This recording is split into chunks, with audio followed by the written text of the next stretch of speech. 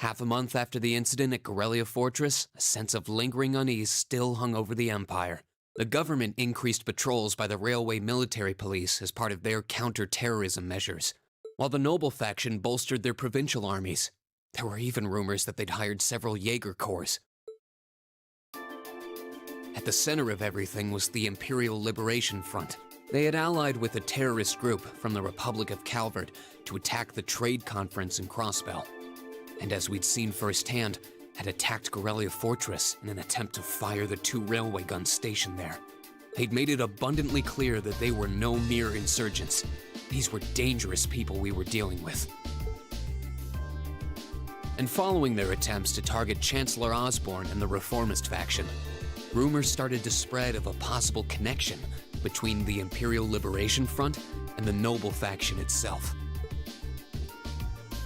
Meanwhile, new information was filtering in from Crossbell that surprised us all. During the conference, one of the representatives of Crossbell's state government made the daring declaration that Crossbell would soon declare its independence, breaking free from its neighbors Calvert and Erebonia. To no one's surprise, both the Imperial government and the noble faction dismissed it as nothing more than delusional raving. But one thing was clear: that declaration only served to increase the tension in Erebonia and across the continent.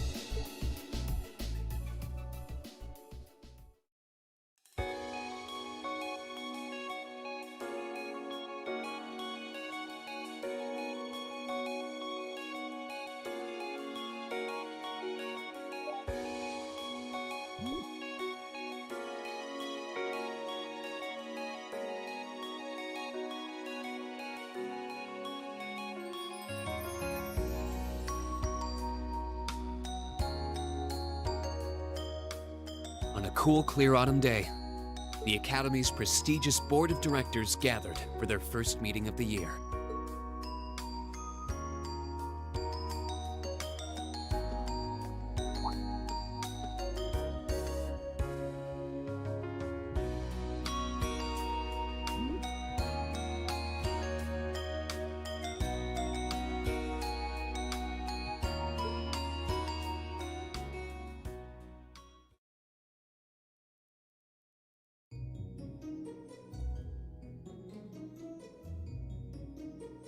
And that concludes my biannual report.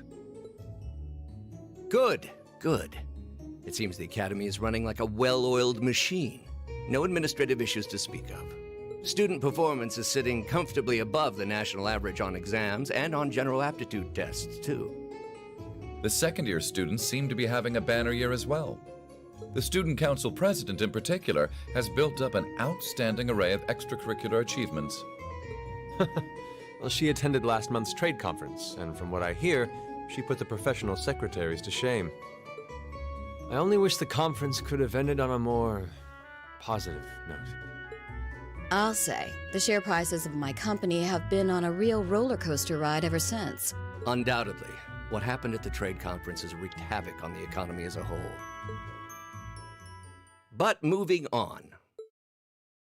I couldn't help but notice in the recent exam reports that Class 1 and 2's academic performance seems to be slipping. Perhaps the preferential treatment given to the upper-class students is hindering their scholastic development? Well, students belonging to the nobility are allowed to return home during August to learn more about their family's lands. It's a tradition here, but one I can't help but wonder if we've outgrown the need for in this modern age. If I may, traditions accumulate and hold meaning only so long as they're preserved. Our nation's culture, its arts, its social classes, all are rich with tradition that makes Erebonia what it is. And I believe we have a duty to protect and uphold them. After all, does not this very institution champion the ideals of its founder, Emperor Dreikels? Indeed it does. Though I've always understood Dreikel's intent to be the founding of an academy for the people. Even 200 years ago, when education was seen as the province of the nobility, male commoners were permitted to enroll. Today, we have plenty of young women attending, and the commoners easily outnumber the nobles on campus. Perhaps it's time we started taking strides to realize Emperor Dreikel's true ideal. You seem to be laboring under a few misconceptions here. Commoners were permitted to attend, but only as retainers. Retainers served knights, who served lords, who served the emperor. That's the way the Erebonian society functioned. From that vantage, the structure of the Academy in its earlier days certainly seems to have embodied that social order. And if that's so, what is there to suggest that it's not the social order itself that has become the aberration? Well, For one, if that were the case, it would be far easier for me to see my views put into practice. But I can hardly get a word in edgewise between you two. Well, I'd certainly enjoy a return to the way things were in Dreigel's time, at least in that particular respect. Our apologies, Your Highness. well, our role here is to consider your views and work toward implementing them. See what I mean? Would you be so kind as to help me out here, Principal?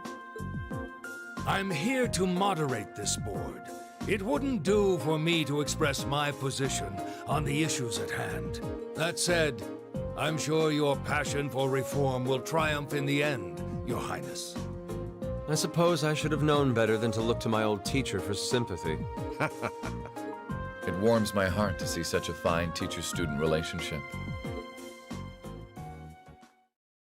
Now, if I may, I'd like to steer this discussion toward a rather timely topic.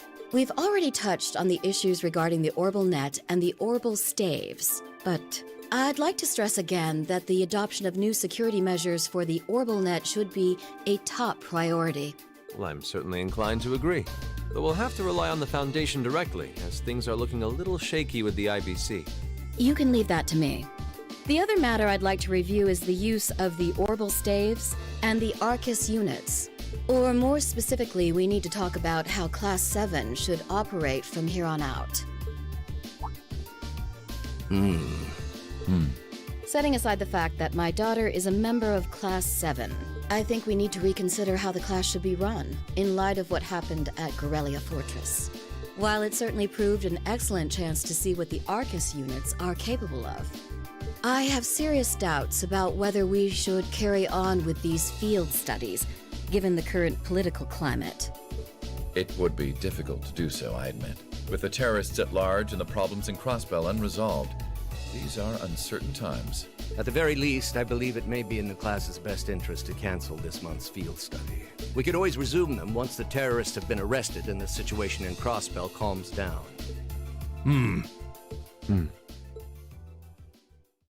Arise, O youth, and become the foundation of the world. I'm sure you all recognize the words of Emperor Dreigels. They've become something of a school motto here. It's my belief that Class 7's actions at Corellia Fortress perfectly embody the spirit of that directive. They stood together to stop a tragedy in the making and, in a sense, protected the foundation of our world. No one ordered them to do it. They took action of their own free will, because they knew in their hearts what was right. Some might call it recklessness. Some may think it rash. Some may even venture to call it hubris. However, as chairman of this academy, I'm incredibly proud of what the brave young men and women of Class 7 achieved. Your Highness. Troubled times may lay in store for Erebonia, and for the entire continent in the months and years to come. But I believe that makes something like Class 7's field studies all the more significant. The experiences they're having now will help them find the strength and the means to press on through adversity. I can't be the only one who feels this way, can I? They do seem to be showing remarkable growth. That much is true. Although I have no idea how much my daughter is really capable of, immature as she is. I could say the same of my hothead of a son. I do wonder about my brother sometimes. However, it does seem that enrolling at this academy has helped him start breaking out of his shell.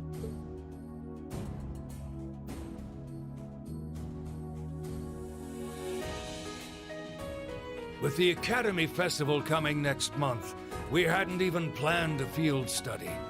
So the issue at hand is just whether to hold a field study at the end of this month or not. I'd like to ask those in favor of going ahead with this month's field study to please raise their hands.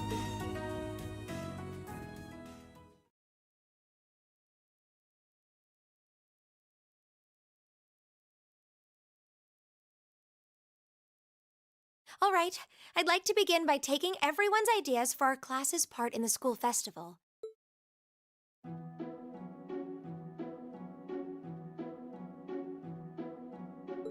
The festival will run for 2 days next month, the 23rd and the 24th. Equipment setup and the other preparatory work will begin in the afternoon 2 days before the start of the festival. But there's a lot of preparation needed before we get to that point, and the sooner we get that underway, the better.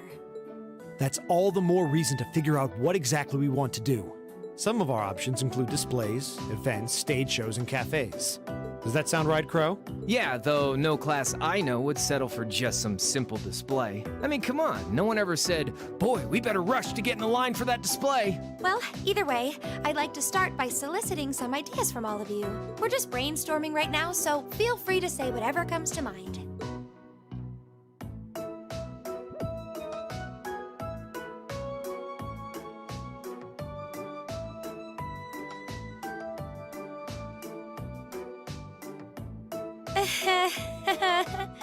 Would it kill you all to give just a teensy bit of cooperation? I know. It's just. It's kind of hard to focus right now. You're one to talk, standing up there with your nervous fidgeting. Well, I can't say I'm surprised. The board of directors is in session as we speak, deciding what'll happen to our class. And those of us with family members who sit on that board probably have even more cause for concern.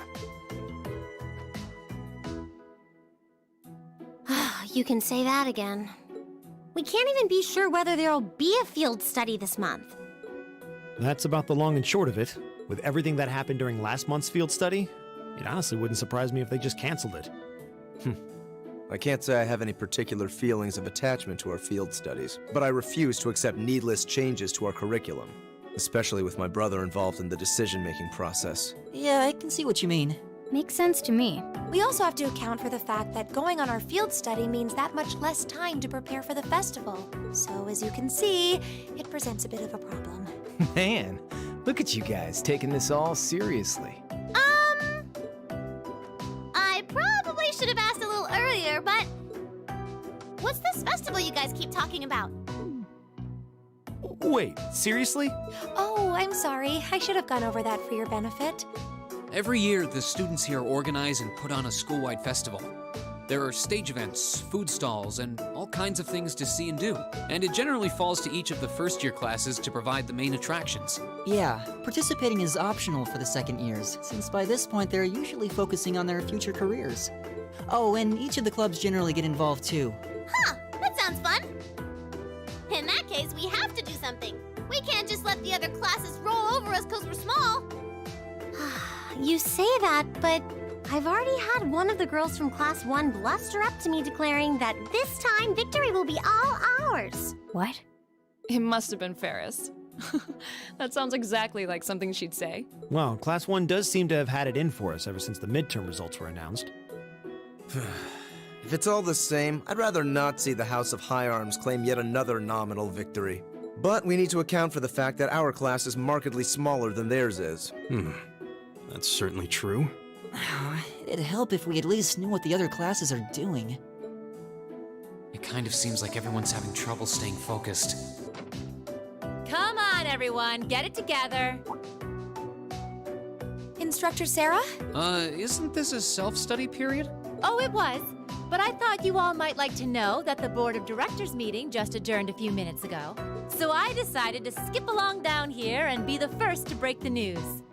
Then? What about our next field study? Are we still on? The Chancellor's not the only one with a little too much iron in his blood, because the board voted unanimously to have you continue your field studies. You mean it? So that's how it is.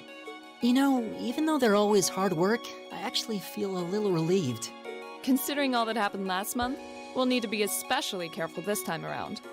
Still, it feels like our field studies are a big part of who we are as a class. Yeah. They're kind of a pain, but oh well.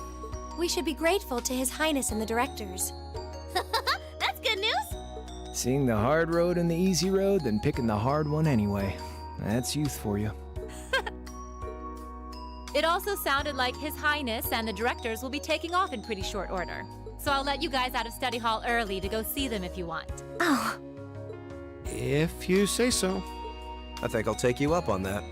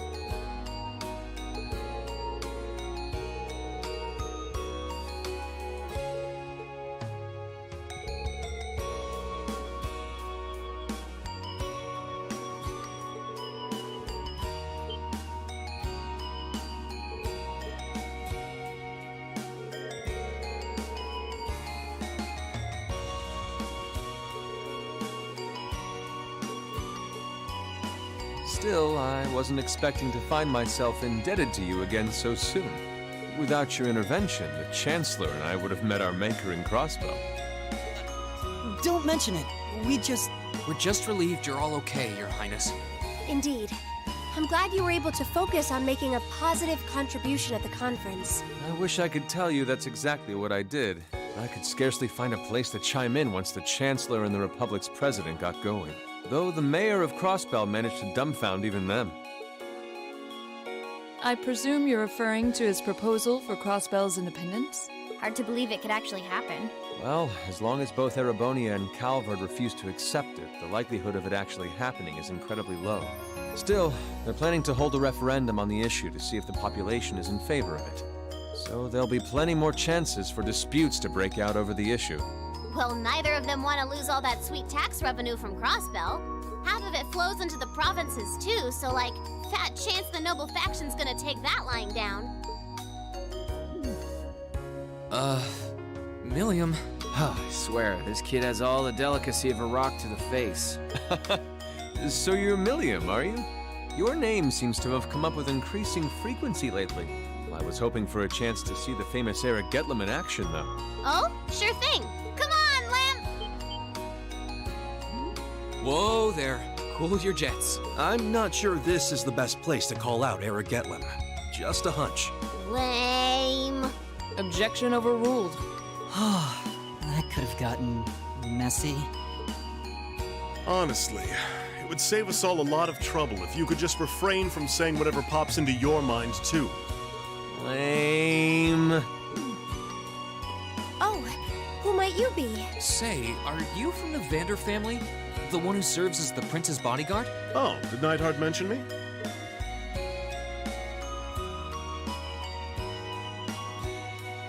I'm Mueller Vander of the 7th Armored Division. I was with the prince at the conference in Crossbell, so I'm in your debt as well. Glad to be able to thank you personally. The honor is ours, sir. It's an honor to meet a member of the esteemed Vander family. Ah, so you're the Radiant Blade Master's daughter. And you must be a practitioner of the Eight Leaves One Blade style. I'm always happy to meet fellow students of the sword.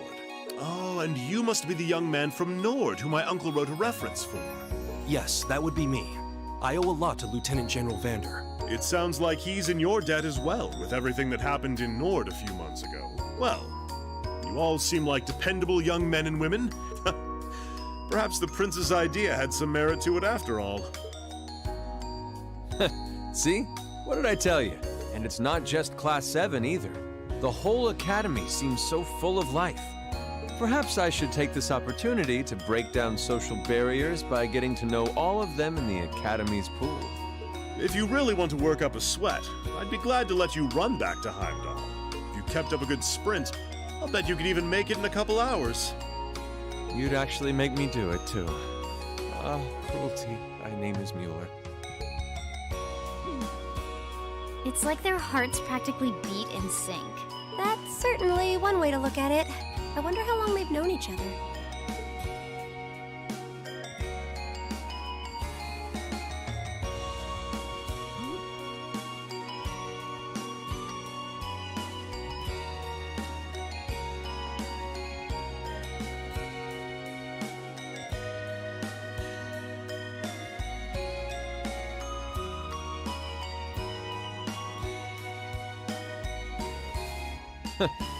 Well then, I bid you all a fond farewell. I hope we have the chance to meet again soon.